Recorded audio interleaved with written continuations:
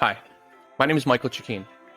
The smartest people I've met have one common belief, that us silly humans really don't know much. For example, we still don't know why planes stay in the air, or how Tylenol or even gravity works. Yeah, gravity. Look it up. In today's distracted, clickbait, misinformation age, I wish we could all be less certain, more humble, and a lot more curious. Admittedly, I've been known to struggle with all three. So no more, no less, this show is my attempt to be that change. Thanks for joining me, and here we go. Hey everybody, welcome back to the show. I'm Michael Chikeen, and today we're talking about everyone's secret favorite hobby and greatest enemy, sleep, with Dr. Leah Kaylor. Leah is the FBI's in-house expert on sleep and trauma, a licensed clinical psychologist whose work has included conducting psychological debriefings for some of the most high-profile and emotionally taxing incidents in FBI history.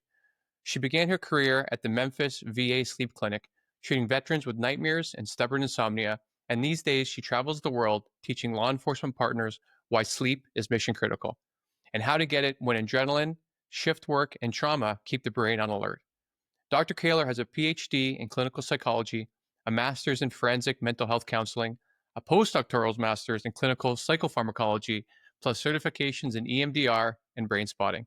Her first upcoming book, The Sleep Advantage, lands October 1st this year, 2025, and I already know it'll be a bestseller. So today we'll break down what chronic sleep debt is, what it really does to performance, why nightmares can be rewired, and we'll probably have likely a little sleep supplement chat and the simple habits Leah gives FBI agents that the rest of us can steal. So Dr. Kaylor, welcome to the show. Thank you. Thank you for having me. I'm excited to be here. I just love talking about sleep. You said it's everybody's hobby, but everybody's worst enemy. Like, oh, it's my favorite hobby. Absolutely. It's one of my favorite things to do. I mean, yeah. So, what got you into sleep? Like, at what point with your schooling were you like, "This is the realm I want to be in and dive as deep as I can"? In traditional Dr. Leah form, I totally just stumbled into it. I was not the greatest sleeper. So just to kind of go like way back in time to undergrad days, I was a collegiate gymnast and my sleep schedule was kind of all over the place and I couldn't figure it out. I couldn't figure out why I was struggling. So I would take the earliest morning classes. I would ask for like all the 8 a.m.s that they had. I would go to the library. I would do studying. And then I would take like a 3-hour nap in the middle of the day. Like that seemed normal to me. Then I would go and we would have very long gymnastics practices. They're normally about 4 hours long. But then by the time it was time for my bedtime, I wasn't sleepy and I couldn't figure out why I wasn't sleepy. I mean, it sounds ridiculous now, like saying all this out loud and knowing what it is that I know, but I couldn't figure it out. And I'm like, do I need Benadryl? Like, what's going on? Like, why can't I sleep? I've been so active all day long. And so, yeah, and I think everybody can relate to having a really poor night's sleep. And so I think that it's unusual just to have one poor night's sleep. I think that people can relate to that for very, very long periods of time and not even understand the difference between like a decent night's sleep, which is probably what they're getting, compared to quite a good night's sleep that you can be getting. And so I was, I'm sure that all of the listeners can pick up, oh yeah, it was that 3-hour nap in the middle of the afternoon before my gymnastics practice that was really screwing my sleep schedule. But, way back when, before my doctorate, I couldn't figure out what it was. So now it's very obvious to me. So fast forward many years later, I'm in my final year of my PhD and I'm on my residency year at the Memphis VA Medical Center. And when you're in your very final year, you have to do lots of different rotations. One of the many rotations that I end up with is the sleep clinic. And I just was blown away by the amount of information that I learned, that how many people are struggling with sleep. Like I used to within the VA, I would regularly teach sleep hygiene courses and people would just be falling asleep on me in class. And I'm like, this is a very small class. We've got like 12 people in here. Like clearly I can see you sleeping. But again, like people are just so chronically sleep deprived. Like you're here to learn how to get better sleep and yet you can't even stay awake to take in the information in the class. And so, that still continues to happen as I give sleep lectures. And it is what it is. Like, I just know how incredibly sleep deprived our population is. And as you mentioned earlier, this hustle culture, this go, go, go. And that is, it's infiltrated every part of our lives. And that's something that I was seeing years ago. And I think that it's only gotten worse. So that's where it all started. I was helping my veterans with sleep hygiene, as we talked about, like nightmares. A lot of people don't realize, but you can treat nightmares and you can treat them very effectively. That was a huge thing that I learned how to do within the VA. Just Whoa. helping people with insomnia, like CPAP. A lot of people are, I think, afraid of obstructive sleep apnea, and we can certainly talk about why it's even more scary not to treat it. It was very scary for my veterans to wear something over their nose and mouth, especially if they've ever had any type of trauma or anything like that, kind of with an Sure. apparatus on their face. So teaching people how to put that on and to relax and kind of be desensitized to it. So I did lots of different things within the VA that really taught me the importance of sleep. And so I then ended up my next position. I took a full-time job at the FBI as a psychologist. And within the first few days, my supervisor was like, okay, Leah, what's going to be your thing? And I said, well, why don't we do sleep? Like, I just got off a rotation at the sleep clinic. I took a ton of information away. And like I said, everybody can relate to having a poor night's sleep. It doesn't matter if you have a dog that needs to go out in the middle of the night, if you have a new baby, if you've got chronic pain. Just the other night, my carbon monoxide battery decided to die at like 2 o'clock in the morning, and I couldn't figure out where the beeping was. So like I even know. even the FBI's sleep expert can relate to having a poor night's sleep. Like, things just happen sometimes. So I figured, you know what, whenever it comes to mental health, there's still a lot of hesitancy to seek those services, even though we have people like myself on board full time for these services. I figured, let me just get my foot in the door with sleep, and then maybe I can get people to actually talk to me about mental health and what's actually going on. So that is, in not really a nutshell, how it all started. Well, it's just so relatable. Like you said, it doesn't matter what, where you are in the world, what kind of work you're doing. Yeah. There really just is a spectrum for if you're getting good sleep or bad sleep. Shift work is an absolute disaster. And I mean, I Yes. remember thinking even when we start school times, I mean, Yes. I was a bit guilty from high school being on the phone with a girlfriend until 2 a.m. Or whatever, and then I'm literally dragging myself against the lockers, trying, and sleeping in class and all Yes. that. But aside from my own bad habits, we had to start at like 7:30, 8 a.m. Well, And and so it's they not. said a lot of teenagers just need a lot more sleep to recover. Well, so several different things that you're talking about, right? Like, whenever a lot of people want to know, like, what's that magic number that I need to sleep? And my answer is always, it depends. Think Right. about it. And I love to show a chart whenever I do my sleep lectures is, think about newborns. Like, they sleep almost around the clock. But then as we get older, thinking about like toddlers, thinking about like school age children, like they still have their naps and they're sleeping a lot.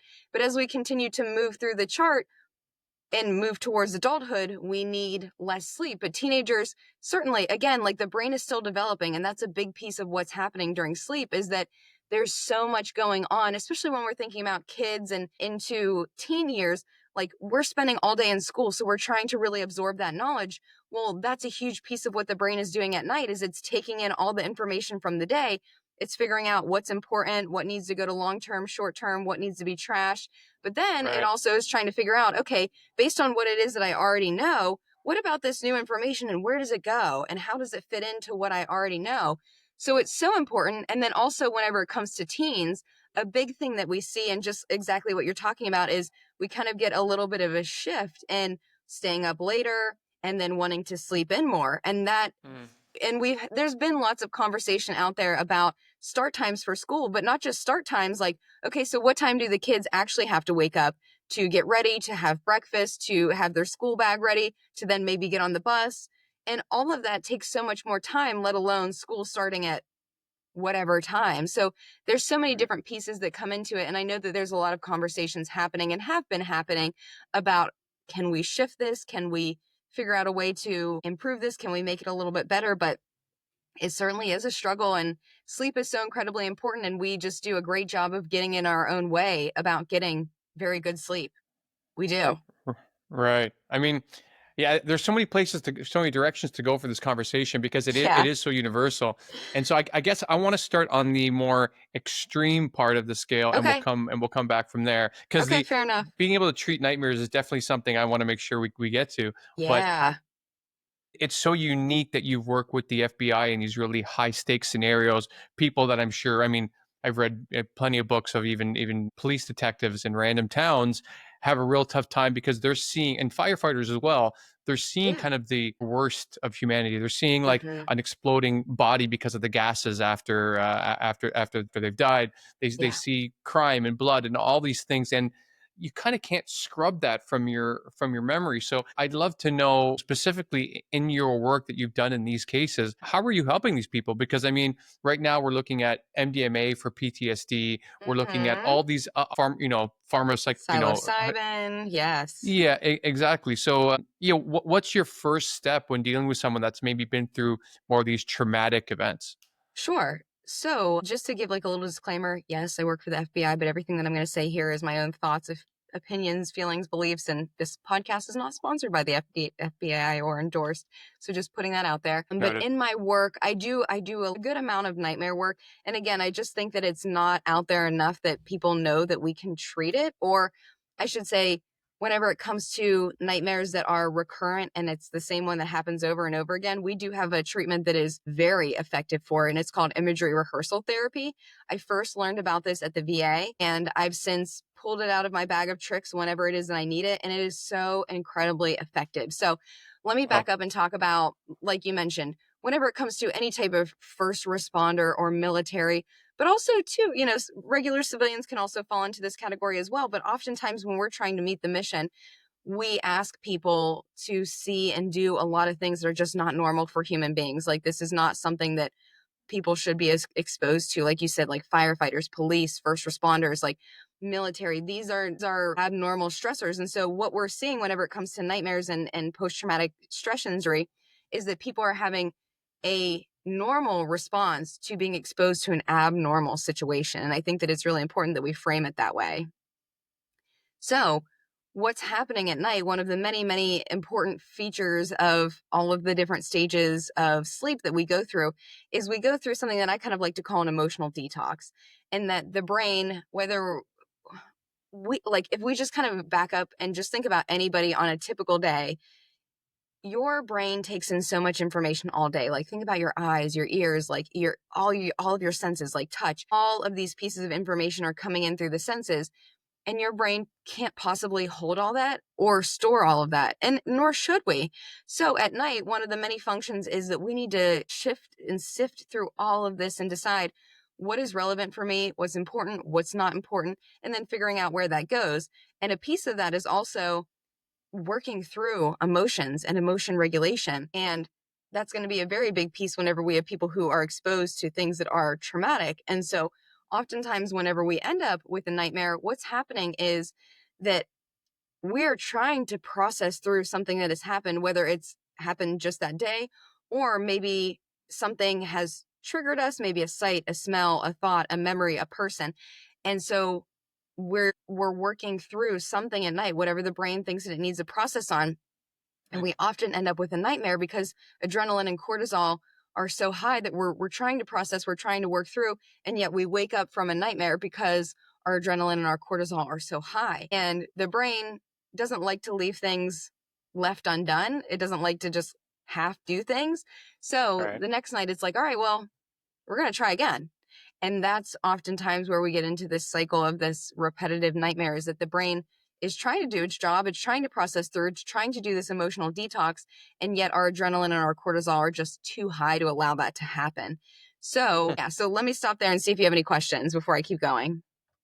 No, I mean it's fascinating that you can kind of undo things like that. Like there's a couple, recurring dreams I'll have. They're not nightmares, but they're kind of like, ugh, this again. And let's say I didn't want to have that specific dream. Could I even undo that dream if I wanted to? Or some things in the brain, we just like to mess around with these same ideas when we sleep. I would say with one that's not that distressing, but it is one that happens every now and again, you could give this technique a go and just see if Yeah, it works for you. Like, you really don't have very much to lose, but this technique is most sure. well known and most efficacious for those nightmares that happen time after time after time. So to give you an example, this is someone that I worked with a long time ago, and I'm just going to give very generals, not to give any information away, but I worked with an individual who would Hmm. have the same nightmare over and over and over again, to the point where he needed to go to the emergency room several nights because he thought that he was having some type of cardiac event. It was so significant. And so we finally got hooked up together, and I started doing this imagery rehearsal therapy with him. And essentially what happens, and even though I'm going to describe it to the listeners, I highly recommend that if this is of interest to you, find a provider that does this so you can work hand in hand. So what happens, and it seems very simple, and it truly is. We work together, a mental health professional and the client, and I have the person tell me, walk me through this nightmare, walk me through what's happening every night. And so for this particular individual, they had worked on planes. They were a military service member. They had worked on planes their whole life. Not that they were a pilot, but they were always flying and kind of working on the controls and making sure that everything was good to go. And not that he had ever even been in a plane crash, because I think that oftentimes we're thinking about nightmares as like an exact replay of something that happened. But again, whenever it comes to dreams and nightmares, like sometimes the brain is using that as a vehicle for just processing maybe stress or what's going on or transition or something. So he had never actually been in a plane crash. And yet every night, that's what the nightmare was this plane crash happening over and over again. Oh, wow. Yeah. So, and like, obviously you can imagine that would be very scary and very significant. And like I said, to the point where he needed to be hospitalized in the emergency room a couple times because he was just in such a state. So yeah, we get connected. And the first stage is, tell me everything. Tell me about this nightmare. Like, break it down, walk me through what is happening. Then what we do, and again, like I said, dreams, oftentimes we have to suspend reality. So we need to come up with, myself and the client, a different way to end this dream, whether it's something that's positive or something that's neutral, and it really needs to come down to the client deciding, and we can work together and I can give suggestions, but it really has to be what it is that the client wants and feels comfortable with, because inevitably it's going to be your brain kind of taking this over. So you want it to be something that you're interested in. So, maybe some alternatives would be, yeah, maybe things go haywire in the controls, but you figure it out and you solve the problem. Or maybe you strap on a parachute and you jump out the back like 007, like figure out what works for you. And again, we can suspend reality too, because dreams are often very fantastical and bizarre and strange and just don't work with the laws of actual reality. So maybe Right. you sprout wings and you just like fly off, whatever works for the client. And so we work together to come up with something that is a good fit for them and just makes sense for them. So once we figure out what that is, then the client has homework. And I know people hate homework, but this is like where the secret sauce is for imagery rehearsal therapy. Is the person needs to go home and they need to practice this new dream for, I would say, like a good 20 minutes every day. And it's actually during the day. And we want to do it in a place that's quiet and private, and basically just running through this dream in your mind as best as you possibly can of, it's going to start, things are going to go haywire. And then you figure out whatever that new ending was that we came up together, you practice it. And we just keep practicing this over and over and over again. Wow. And normally it'll take, I would say, like a couple weeks. But what happens eventually is the brain starts to learn, okay, when I'm going to have this recurrent nightmare, eventually it kind of just switches the tape. So instead of playing the nightmare tape, we kind of trick it into the dream starts the same, things start to go haywire, and then we change the ending. And so eventually the brain will take over that new dream and replace the nightmare. And then the person, their adrenaline and their cortisol is low enough for the brain to stay asleep with this new nightmare, or new dream, I should say, replace nightmare.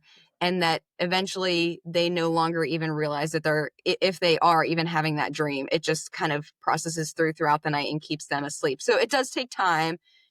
Again, good sleep doesn't happen overnight, no pun intended. But whenever it comes to working with nightmares, especially if they've been wired into the brain for such a long period of time and the brain has been trying to work on this kind of like skipping record, it does take time, but it is incredibly effective. And I've helped lots of people with this, and it's wonderful to see.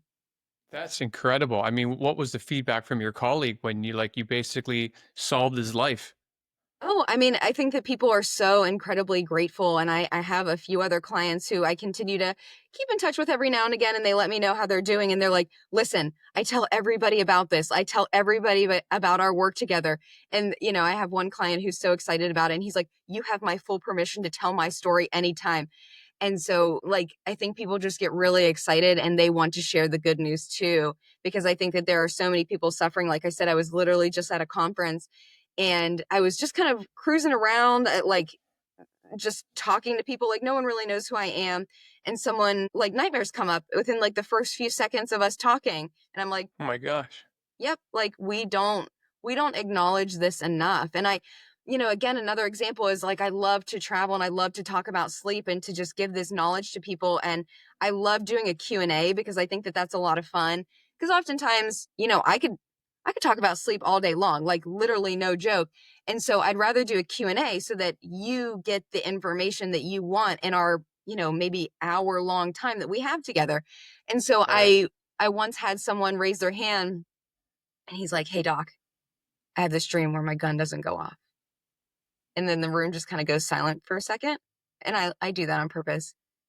And then the room erupts and it's like, "Yeah, me too, man." And it's like, of course, I'm sure this is like probably one of the top nightmares when it comes to military first responders, like people who own service weapons. Yes, having a dream that your service weapon doesn't go off whenever you need it to. And, you can imagine how distressing that would be having a dream like that. And, the room just erupts. And I'm like, yes, why are we not having these conversations? I imagine that everyone, if you've been on the job for a while, you've had this dream. Oh my God. Is that a byline on your book? Like, does it go to sleep advantage, nightmare? Because if you're getting that much feedback, because I know when I love a bookstore, new bookstore, used bookstore, it's one of my favorite places on earth, any bookstore. But It's so like I'll the look at smell in something, there. Ugh, yes. absolutely every part of it. I'm with I'm you. one of the last breed of these people. But I'll pick up a book, and especially if it's nonfiction, you see the title, but you kind of don't know exactly what it is. So a byline that would say something like, banish nightmares. I can imagine so many more people would be like, what is this? Because I think about sleep a lot as well. And so Yeah. there's so many different things that people don't do or think it's not a thing that Yeah. affects our sleep. And Mm-hmm. I'm shocked that I never thought about nightmares because normally if I have a bad dream, I can normally get back to sleep. But I mean, I'm Yeah. not a police officer dreaming about my service weapon not going off. So are you hearing a lot of people will have like a 3 a.m. nightmare and then they're just up for the rest of the night because they're panicked? Yeah, I hear a lot of things like that, right? Like people are waking up and their bed is completely soaked with sweat. Their heart is pounding Wow. out of their chest, like their breath rate is through the roof. And it's very disorienting too, right? Like everyone can relate to having some type of nightmare at some point, whether you're a service member or civilian or anything. And oftentimes it's very disorienting. Like it's hard to figure out sometimes where you are, especially like, I do recommend that people sleep in complete darkness. So if you're waking up, like it may be hard to know, yes, where you are, what's going on. And also too, like it may be like, what year is it? Where am I? Like, am I back in time? And again, like I have a lot of Right. people who their nightmares are from many years ago. When I was at the VA, I had a ton of Vietnam service veterans. And so, that was decades ago. And yet Yeah. we're almost kind of a little bit stuck in the past with this type of stuff. And so some of the things that I recommend for people, and I have like a huge chapter in the book about nightmares, but I talk about if you can kind of sitting on the side of your bed, putting your feet flat on the floor and kind of just getting in touch with feeling and like we'll turn on like a dim lamp or like a night light just to kind of get your bearings. But I recommend just kind of grounding. That's a big piece of it is putting your feet flat on the floor. And then we'll do kind of like a 5, 4, 3, 2, 1 technique. So that looks Hmm. like looking around and seeing 5 non-distressing things. So maybe it's the water bottle on my nightstand, or maybe I have a photograph in my room, like looking around and seeing 5 non-distressing things. And we do that for 4 things that you can hear. So maybe it's like the overhead fan, maybe it's like traffic outside, 3 things that you can feel. So maybe that is like the sheets or the bedding. I also recommend that people keep something on their nightstand or inside their nightstand, maybe like a rough rock, like something that's like really textured. Or if you Okay. keep a glass of water near your bed, like some ice, like actually grabbing a piece of ice, that can kind of help ground you to the here and now and kind of bring you back into reality. So Right. yeah, we did sight, we did sound, we did touch. What am I missing? We got to do the 5 senses. Taste is Smell? always the last one. Smell? What am I missing? Smell. Yeah, that one's kind of a tough one. Sometimes I just recommend that people keep something in their nightstand. So maybe like a favorite perfume or lavender, whatever it is that you Right. like. And then the last one is taste. And so I recommend that people keep something in their nightstand. So maybe that is a mint or even just taking a sip of cold water that can also, again, ground us. So that's really what we're trying to do is grounding. I know that it can be super duper tempting in the middle of the night to like want to analyze the dream and like, why is this happening? And this No, happened nightmare. differently this time. Yeah, this is not the time. This is not the place because you're going to continue to work yourself up even more and you're going to have an even harder time falling asleep. So I mean, I was enough gonna with say, that. I even found something that there was. I read a book a long time ago called "Love Yourself Like Your Life Depends on It" or something like that. It was it was a really Okay. short book. It was super interesting. But Yeah. one idea that I took away from that book, what he said, because this guy was just lived a life of depression and like I Okay. think was it Naval Ravikant or something like that. And Oh, okay. he said he just said, I love myself" in his head Hmm. for weeks and weeks until he kind of like threw a stick in the spoke of how his mind was going like that. And Yeah. so I was doing that for trying to get sleep at that time. It was a specific Okay. anxious part of my life. And so now, even now, where things are pretty chill, if I wake up and I just can't get to sleep, I'm thinking about something, I will do that. I will just say like, I love myself, and I'll just think of it, and within 5 minutes, I'm back to sleep. There you And go. it continues to work. It's a bit of like a short circuit because you realize in the middle of the night your brain wants to think about all sorts of crazy shit that doesn't really even matter. And so if Yes. I can just quiet that part quickly, I'm right back to sleep. And so there's And so many things that in the middle of the night, I'm sure there's so many different hacks or best practices people can use to make sure they don't hijack their whole night because of one bad dream or something. yeah, and I think that you make a great point of this was something that was going on for you for a very long time, and that it took you quite a while to be saying this statement over and over again for it to finally like take at one point. And I think that it's so important that we talk about that and that like I mentioned this earlier and I'll say it again is good sleep doesn't necessarily happen overnight. Like it will take time, especially if you're someone who's again having been nightmares every single night or if you're someone who's had insomnia for the past decade. You can sit down and read my book in one setting. It doesn't mean that your sleep is going to get completely fixed overnight. It Right. can get better. And it's small baby steps. And so again, like the brain is so beautiful and incredible and it's very plastic, which means that we can make changes. But also too, I have to keep my clients and my service members and my agents and everybody realistic in that if you've been struggling or if you've been saying this thing to yourself or you've been in the middle of the night and you've been awake and you've been laying in bed and tossing and turning for the past 5 years, your brain has learned how to do that.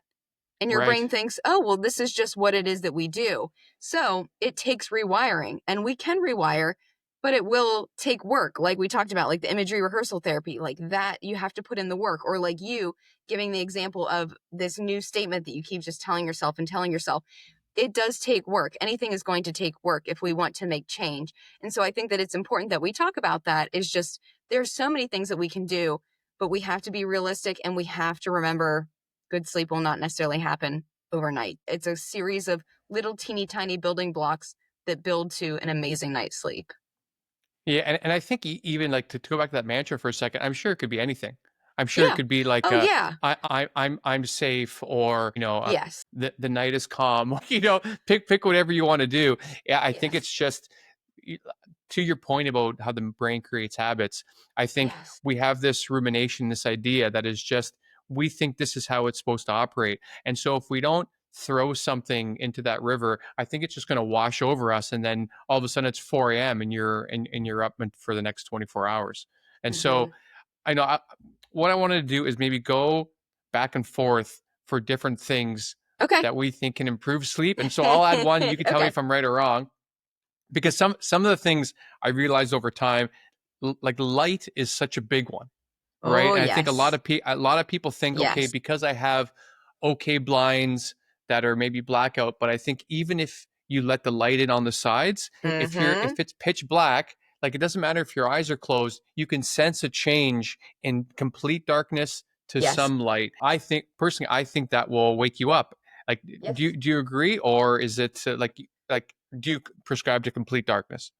So yeah, I earlier I had said complete darkness and I saw you do like a whoop. And like, yeah, Yeah. totally. Yeah. So I recommend that. But again, remember, like I work with a lot of people who have experienced some of the worst of the worst. So there are people who I've come in contact with who sleep with all the lights on because that is Wow.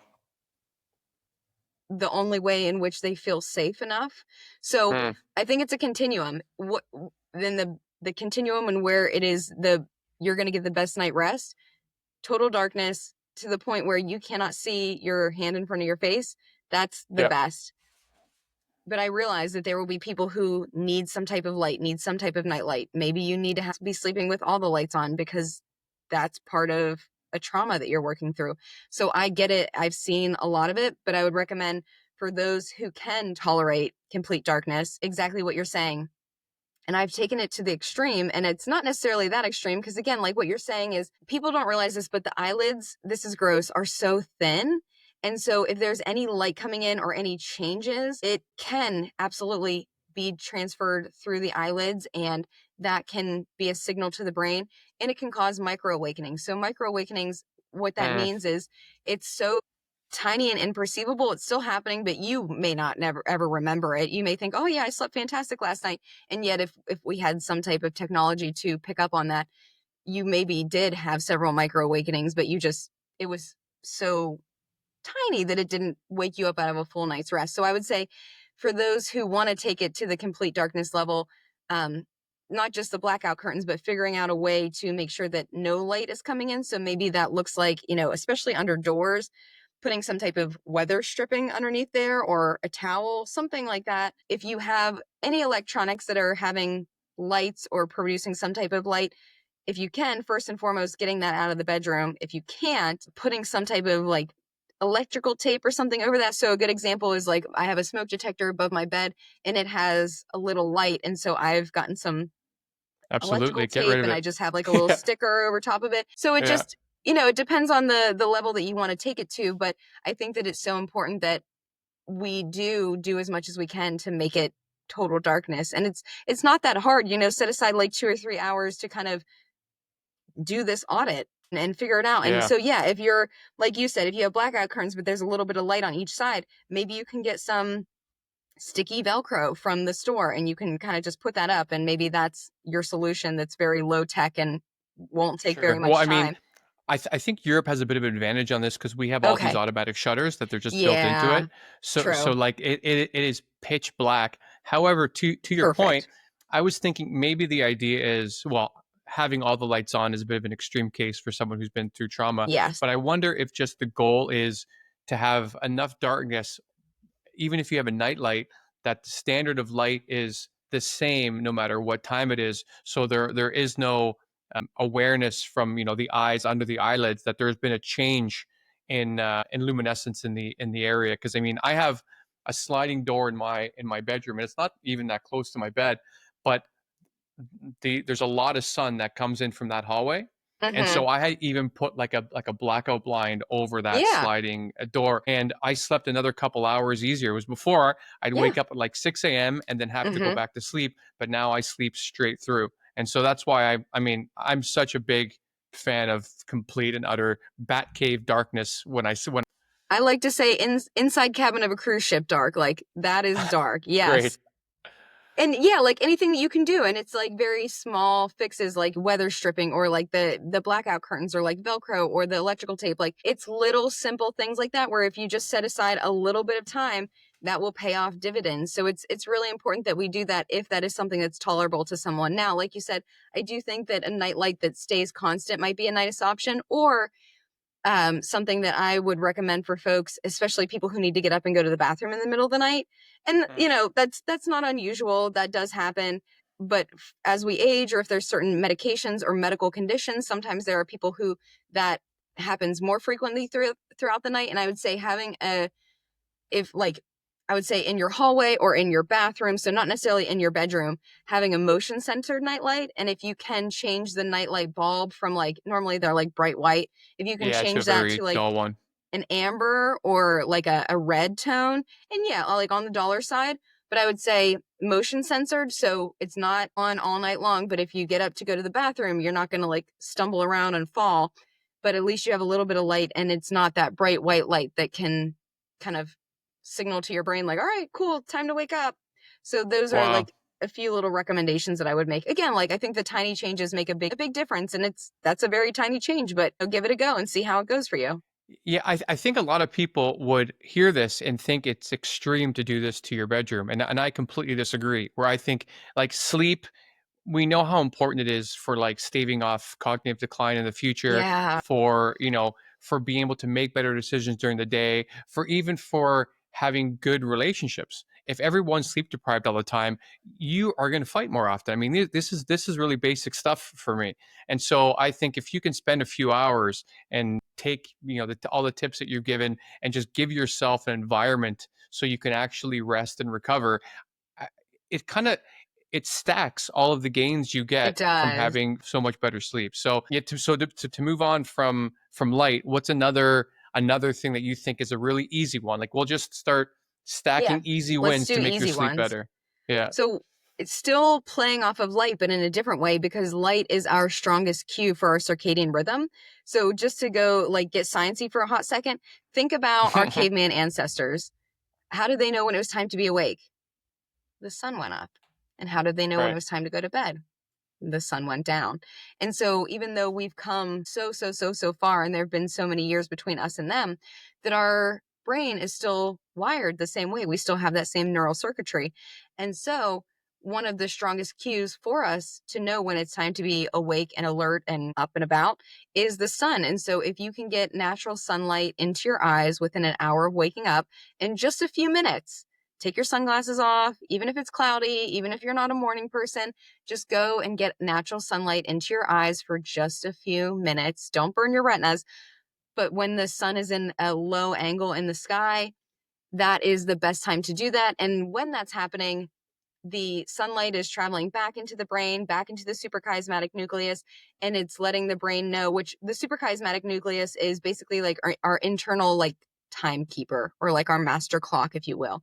And Hmm. so when that sunlight is coming into the eyes, it's saying time to be awake, time to be alert, turn off the melatonin, like let's go. It's time to start our day. And again, this is simple, this is free, it's relatively easy. Hopefully, this is something that people can incorporate into their day. And that's just a great way to jumpstart your day to feel alert and motivated to get the day started. But also, doing that strengthens the circadian rhythm so that at night it's going to be stronger and that your melatonin is going to be releasing when it needs to be released.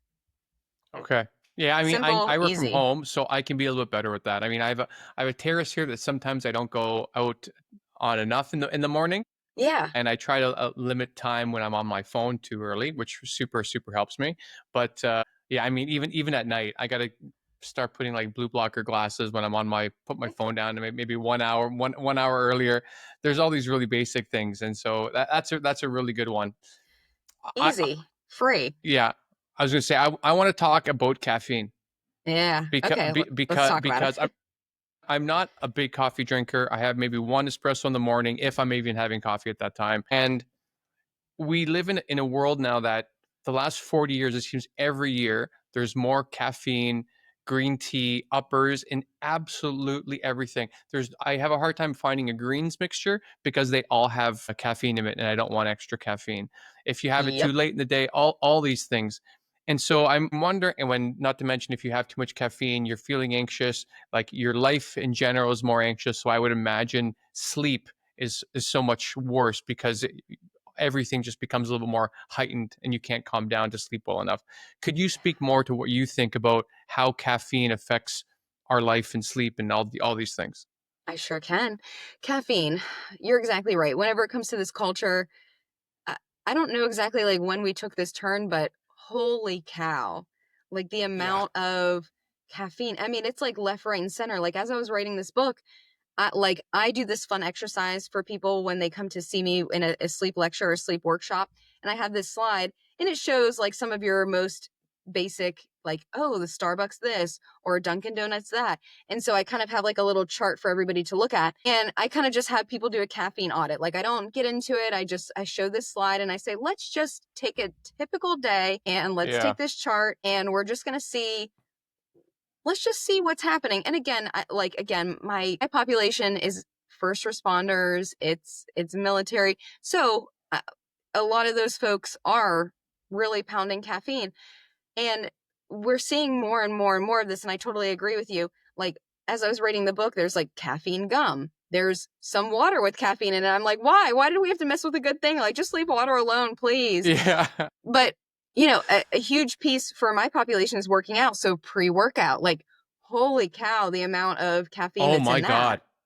Crazy. Holy shit. I mean, when I'm in back in Toronto now, it's not like this in Barcelona, but if I go to a regular coffee shop and I just Hmm. want a shot of espresso, their basic shots in so many cafes are 2 shots. And so Hmm. I know this and I'll ask them, I'd be like, "Oh, okay, can you just give me a single shot?" And they won't do it. They're like, "Oh, all our machines are pro." I'm like, "What are you talking about? Just pour out half the drink." But like it's such a friction that most people probably won't even go through that sort of amount of confrontation in the coffee shop that I would. And so now Yeah. everybody's getting double shots in the middle of the day, which for me, I mean, I'd be towing cars home. I would just be way too alert. And, you know, when I like to do this fun exercise with people, and then I ask people, okay, so based on this, like, let's do some basic addition and let's figure out how many milligrams of caffeine you're taking in throughout the day. Mm. And what the research tells us is if you're having, and I'm just gonna be very basic here, like 2.5 cups of coffee, that has the potential, and that's around like 200, 250 milligrams. Like, that's very easy to do in a regular day. That can influence our ability to get slow wave sleep. Slow wave, aka deep sleep, super important. All the stages are very important. But if we have that level of caffeine on a regular daily basis, we're impacting our ability to get into slow wave sleep. And that's very important. But something like an example I like to give because people don't fully get it. And I like trying to explain things in like a very simple way. So for those of you who can see us, I have here's like a little mug here. So everyone's physiology is going to be different, right? We have some people who are going to be ultra rapid metabolizers. We're going to have some people who are poor metabolizers. So a piece of this is going to be unique to you and how you process caffeine. So take that first and foremost. Generally, the half-life of caffeine is like 6-ish hours. So what does that actually mean? Okay, so let's take, for example, that this is a mug full of coffee. It is completely full. And so we're drinking it, we'll say at 6 a.m. After 6 hours, half of it is still rocking and rolling in the system. So at 12, we still have half of the amount of caffeine in the body working. So that's half life. But then 6 hours later, we still have half of that working and exerting its effects in the body. So, you know, we had 6 a.m., 12 p.m., and now 6 p.m. Like, that much caffeine is still working in the body. But this is just assuming that you've only had this much Right. at 6 a.m. And that is, I think, very, very rare for people. And I think that it's just so important that we get more self-aware about our caffeine habits, because if caffeine, okay, so at its very most basic, what is caffeine's job? It's to keep you awake and to keep you alert. And, you know, again, to get sciencey for a second, adenosine is what is like caffeine's ingredient that makes us awake and alert. And so, or excuse me, let me say that again. Let me explain sleep drive and sleep pressure. Let me explain that, and then I'll explain how caffeine wraps up into this. So when we wake up after a full night's rest, our sleep pressure should be very low. All day long, it's building up very, very slowly, and that is adenosine. It's building up, building up, building up, building up, so that by the time it's time for our bedtime, we have a lot of sleep pressure or a lot of adenosine build up, so that when it's time to go to bed, we feel sleepy and that we can fall asleep and that we can stay asleep throughout the night. Caffeine and adenosine are very similar structure and shape. So as we are starting with very low sleep pressure, hopefully at the beginning of our day, and we're building and building and building, and then we have caffeine, well, caffeine knocks adenosine out of the way so that we feel less sleepy. Okay, Right. well, it's doing its job, but it doesn't, that sleep pressure is still continuing to build. You just feel less sleepy. So there's just this strange thing happening with caffeine and adenosine going on. And oftentimes people just have a hard time falling asleep because you have so much caffeine rocking and rolling in the system, because really, ideally, we should be cutting it off into the early afternoon. How realistic is that truly for people? Like, I would say like 2 p.m. ideally, but I don't Sure. think I that mean, that's I mean, very I realistic can't for even have people it at that late. all. I've historically been super Yeah, sensitive to caffeine, where if I and have it I at am like, too. 11 a.m., I definitely have to calm myself down at night if I even can. As I've gotten older, I'm a little bit better with it, but I'm still worse with caffeine than anybody I know. But I also noticed that like friends of mine will have, you know, 2 to 4 or 5 coffees a day, and like they seem excited and anxious, and like you can see it on them, Yeah. and they're like, no, it's fine, I sleep, no problem. And like you can tell that that's not true. And so caffeine is such a big thing that we don't really moderate, because it's so hard in the society we've built to avoid it and to also Yeah. not need it. Well, and I think that you make a great point that you are very self-aware of yourself, and I'm the same way. Like I might be a bit of a unicorn. I don't do caffeine. I just Hmm. don't. Like, water is my thing. And then, Yeah. every now and again, like I'll go to Starbucks and I'll get a hot chocolate because that's what I really like. And even just like the hot chocolate they serve, I like start to get like a buzz. Like I'm starting to get like a little shaky and I'm like, this is just meant to be a hot chocolate. Like, what is in here? You know what I mean? So Yeah. Well, it's cacao, how's caffeine? right, exactly. I Yeah. mean, like I know that there will be some in things like that. And there's even some caffeine in food as we're talking about chocolate and, say for example, you got some type of espresso ice cream, there will be small amounts of caffeine and things like that. But I'm just saying like I'm that sensitive that a hot chocolate is kind of making me a little shaky. So it's important that everybody knows what their tolerance is, but I think that there's not enough people who understand what that is. And so we're drinking caffeine all day long to keep us going and getting done what it is we need to get done. Then we sleep poorly, but because we sleep poorly, then we need to hit caffeine even harder the next day. And it's just this cycle of how do we break this? How do we get out of this? And it's such a struggle. And you're exactly right. Like society has made it so that coffee, caffeine, whatever you're drinking is so integral and like you can't go without it, to the point where if people try, and I recommend a slow taper because otherwise you may end up with headaches and all kinds Right. of nasty side effects if you are going to try and just cut it out like that. Well, I even will go so far to say, as I know friends that have been drinking coffee for so long, at least 2 to 3 coffees a day. I Hmm. think flat white has 2 shots at once, etc. That if you, going back to your point about how the brain creates habits and then kind of continues down those habits, if you feel this heightened level of reality all the time, if you're just tired for a little bit because you've had a meal or you're just having a down part of your day, you're going to think that that's abnormal. And you're going to want to treat that regular ebb and flow with more and more coffee. Right. And so, like, I don't know. Well, if you can, I'm a big fan of like a 20-minute nap in the middle of the day, but I know that's not possible for a lot of people. But I mean, just this concept that you always have to be alert or it's abnormal. I think we need to change how we do that in society, because I think if it can't be good for all of us to be like heightened and more anxious, tripping on this, mood destabilizer all the time without any thought of how it's affecting the rest of our lives. Not to mention how sleep itself.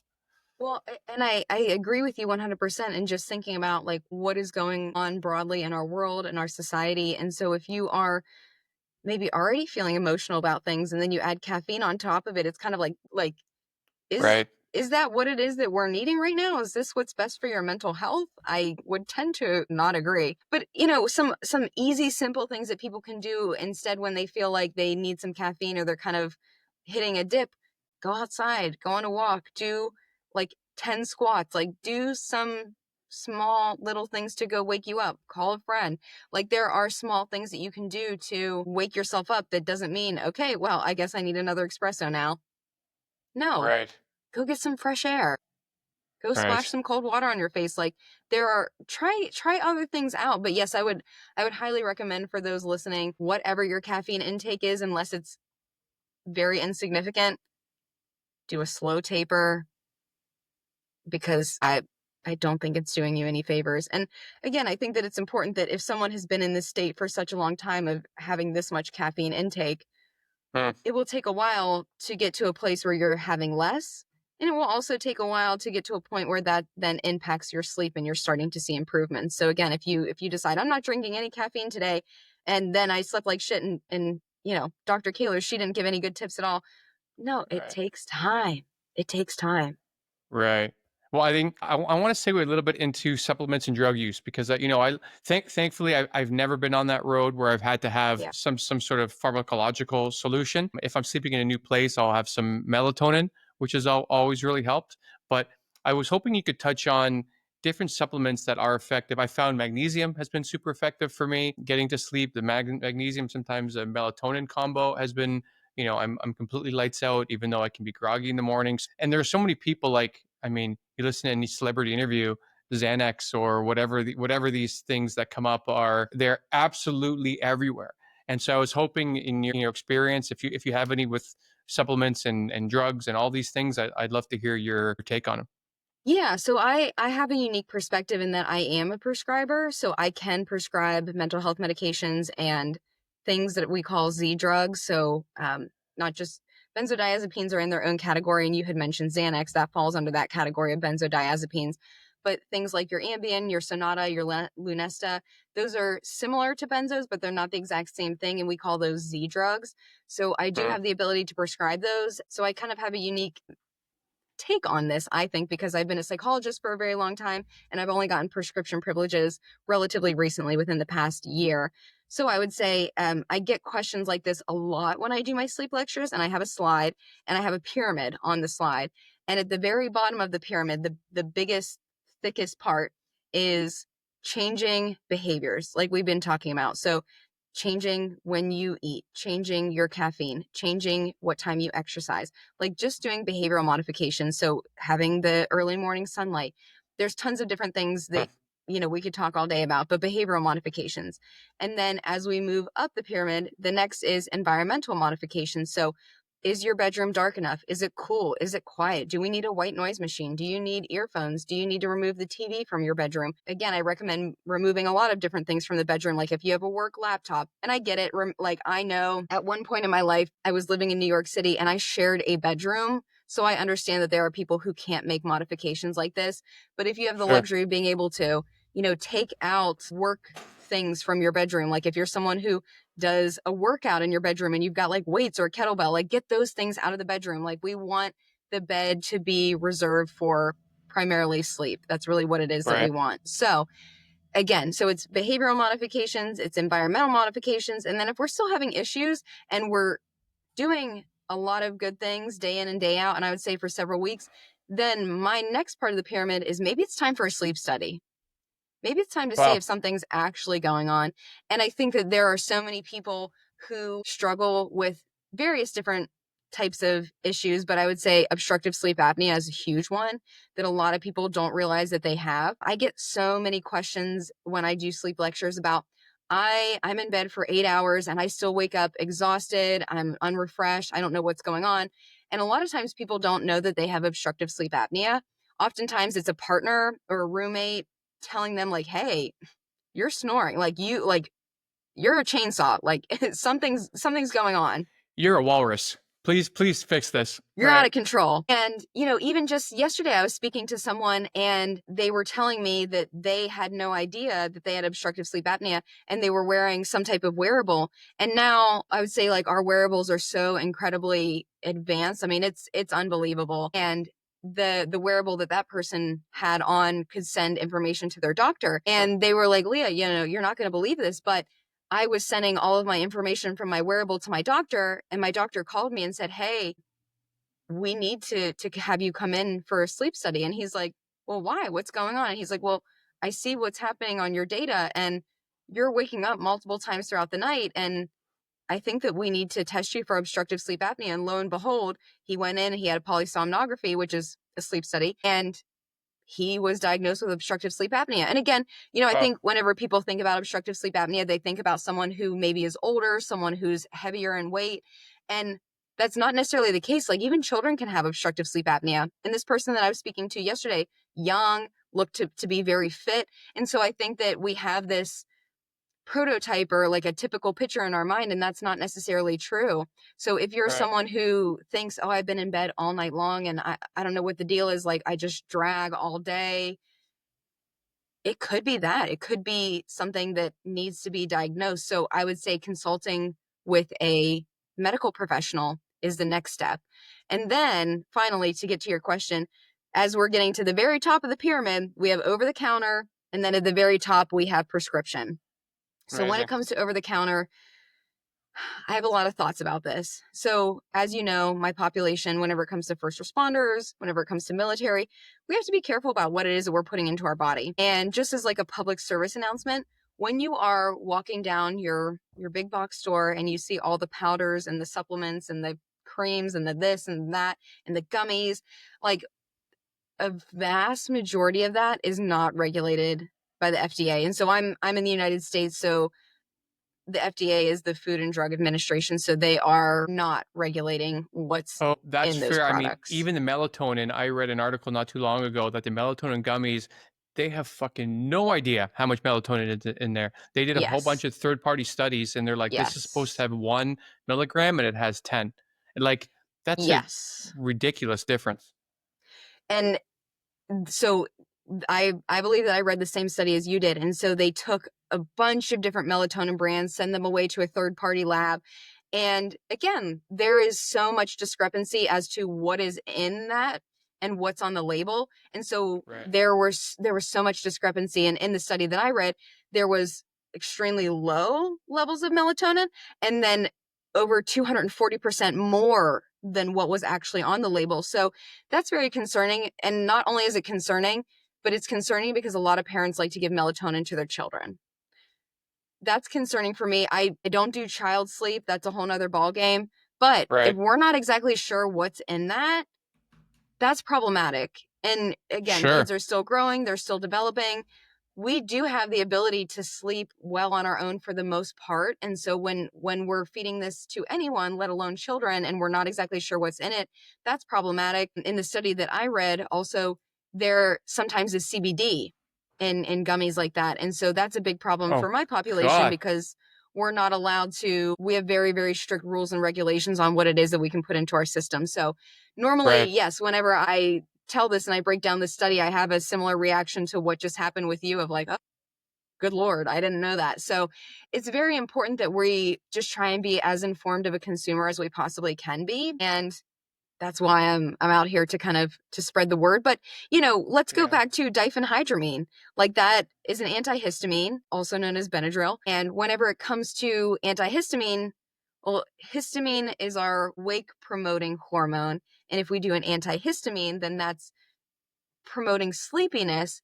But, and I want to be very clear when I say this, whenever it comes to Benadryl and using diphenhydramine for long periods of time, it has been associated, not saying caused, associated with neurodegenerative disorders. Long-term use. Yes. So I have people come to me and they're like, yeah, I've been using Benadryl for the past 2 decades and I'm so excited to work with you. And I'm like, first and foremost, please stop that because after only 3 nights, Oh, it becomes a gosh. placebo. Oh, gosh. Right. I want to say first, I love that the very top of the pyramid is the medical intervention. Yeah. Because I mean, we could talk. We only got to like light, sunlight, and caffeine for I'm all the things sorry. that can make. No, don't be. I mean, I just realized how deep each one of these topics go, and Yes. how hard it is to get away from a lot of it. Like you have to put effort into making your room better. You have to go outside and make sure you get enough sunlight. The caffeine conversation on its own could take an hour. And so and Yes. now if you're even doing those things, but you can't sleep and you have nightmare, like I really underestimated that there's 40 different things that you need to be aware of as well. But Yeah. so if you go right to the Benadryl, which, like you said, is a real problem, and then, but you want to start at like a Xanax or whatever all Yes. those other ones. I don't even know what they're called, but like that is a real problem that I'm sure has a lot of cascading knock-on effects that you have to deal with down the road as well. Where why don't you try the 40 things first that you can do with your life and your environment, and then move on to something that really messes with the brain. Again, Yes. I'm not a clinician, and I'm just a little bit anti-drugs unless you need to take them.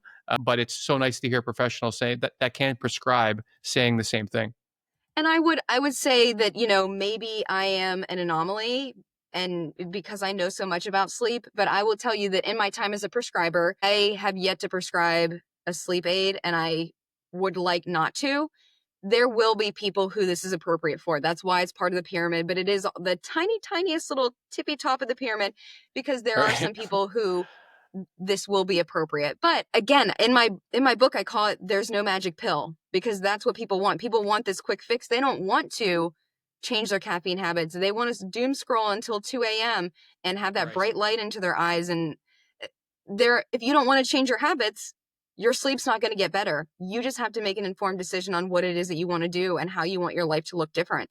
So when we're getting into, and I just kind of want to do a little PSA also on sleep medications, whenever, so two different things. We have the benzodiazepines, and that's our Xanax, that's our lorazepam.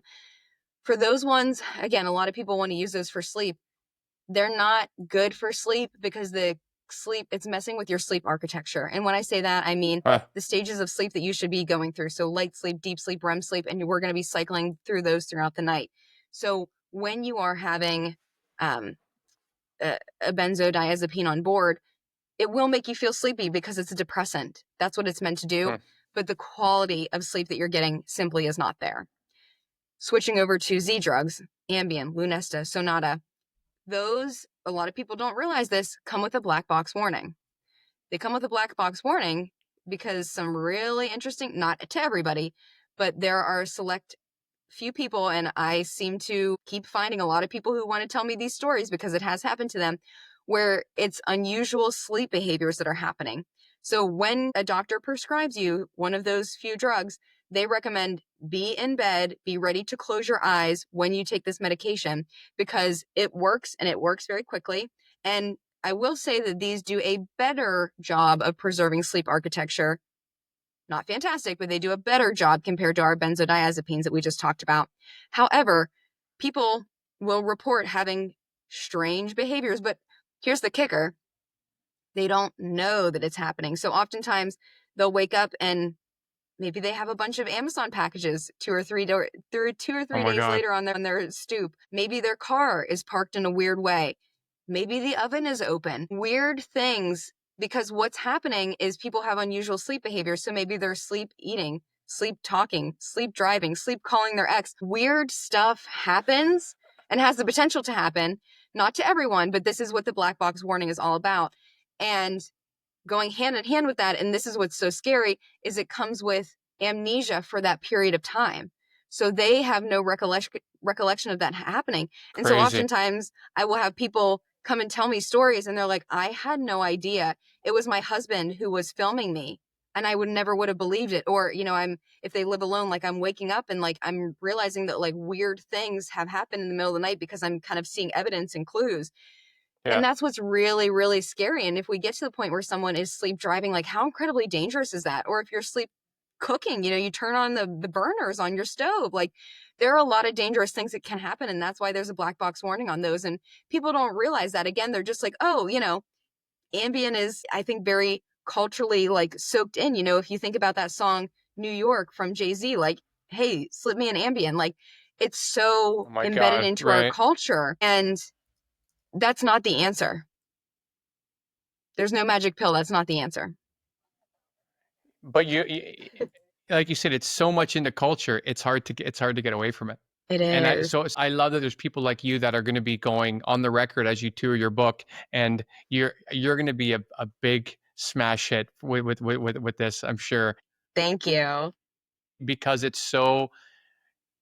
it really affects all of us. I mean, if you live with Everybody someone that sleeps. has, I mean, even if I sleep amazing, but let's say my partner is a Mm-hmm. anxious, snoring, caffeine addicted, whatever you want to lay on these days, it could Yeah. really affect my life negatively as well. So if we Yes. aren't doing these things in tandem together, like families, partners, all these things, like it really Mm-hmm. can degrade our relationships, our quality of life, and all of Yes. these things. So like I love people like Matthew Walker, like yourself, that are going around, and you've really dealt with, I think Matthew Walker was a journalist, but you've been studying this for so long, and you're dealing with the extreme end of the spectrum. So if you're seeing Yes. results with these people, I think someone who can't sleep because they're worried about their meeting with their coworker the next day is like a walk in the park for you. So I'm really excited for you to get your message out there. Thank you. I appreciate that. And I agree, right? Sometimes it takes reminding that, yes, I am dealing with a very end of the spectrum when it comes to folks who have been traumatized and have seen the worst of the worst. And there's a lot of Right. things that are going on with that. But I think that whenever it comes to sleep, I think there's a lot of misinformation out there. I think that we do a lot of things to get in our own way. And one of my favorite slogans is like, you don't know what you don't know. And that's what I love teaching people is you may have heard about blue light blocking glasses, or you may have heard blue light is bad for you. Okay, but Right. why? So I like to talk about the science, and I try and deliver in a way that's as easily digestible as possible. And that's what I'm trying to do with the book is it's very long, it's very comprehensive, but it will give you things that you can start doing tonight to start getting a better night's sleep. And I think that that's what's missing out in the literature. You know what?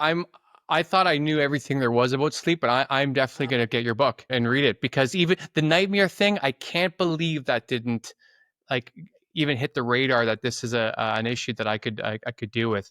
I mean, thankfully I don't have them, but that Yeah. recurring dream, I like a good experiment. So I'm going to even Yeah. try to rewire my brain for that one. Because I mean, there was always a little tangent. When I was a kid, I'd always have this dream that I was being chased by somebody, and then I'd be hanging off a cliff, and I'd be so stressed, and then eventually I would fall, and it would end. Hmm. So I realized after a while that that was the trigger. So after so many times, as soon as I got to the cliff part, I would just let go and wave to the person that was chasing me, and I didn't have that dream anymore. It kind of disappeared as soon as I figured out the hack. So I kind of did So what it's kind you of like you did it already. yeah, so Yeah. that's why when you said that, I'm like, oh my God, I was a hipster nightmare solver You before it was figured it cool. out. Yeah. Yeah. Yeah, But absolutely. That's I really would say cool. with all Thank you that for said, sharing that story. yeah, I understand. I must have been 7 or 8 years old, but it was really, That's fabulous. it was disturbing. And yeah, but Look at I you. want to be respectful of your time, because I could speak to you for another hour easy about this. So I hope Easily. you'll come back Part in a year two? after. Yeah, absolutely. After you've been around the world with your with your book. So thank My you for all the work pleasure. you've been doing and everything you shared with us. And I look forward to the next time. Oh, thank you. This was such a fun conversation. I'm excited about it. I'm so glad that you had me. And yes, part two. And we could even do part three and part four because there is so much. Where can people find you? So I have a website, drleahkaylor.com. That's where you can find me. You can find me on Yep. LinkedIn. I'm slowly but surely trying to get this information out for free on social media. So I have a YouTube and a TikTok that are slowly growing. So keep an eye out there. I'm trying to put a lot more momentum into that so people can get free, quick hits of sleep knowledge. The book, The Sleep Advantage, is going to come out on October 1st. And yeah, I think that that's it. That's where you can find me. It's everywhere is Dr. Leah Kaylor. Okay. Thank you so much. Thank you. So thanks for listening to No More, No Less. I appreciate the time you spent with me today. So please subscribe and rate the show if you enjoyed it. It'll help me create more amazing content and get that next little bit of validation that I so deeply crave. If you did enjoy it, well, that sucks. But to make sure, I think you should listen to my next 10 episodes and then decide. I mean, come on. Rome was not built in a day. I'm just getting warmed up here, guys. So thanks again. See you next time.